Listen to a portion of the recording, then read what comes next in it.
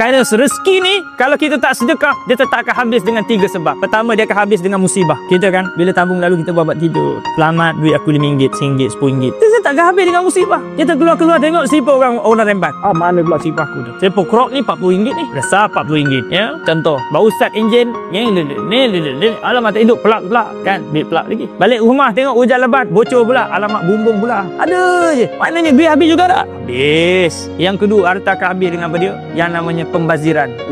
Pembaziran ni kalau tengok di media sosial sekarang ni, tuan-tuan, zaman expose. Dulu kita tak tahu sangat orang membazir. Yang terbaru ni, saya tengok ada makcik tu, dia punya tudung RM250,000. Harga sebiji rumah. Saya tak tahulah dia punya mahal tu sebab apa. Itu punya tudung tu, tak tahu kalian peluru ke kalian habis neraka.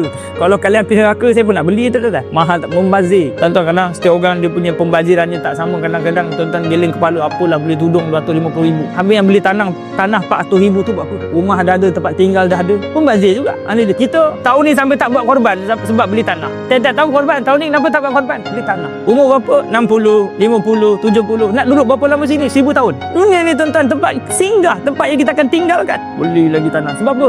Ni start harga market RM500,000. Tak beli, dapat harga RM70,000 saya beli.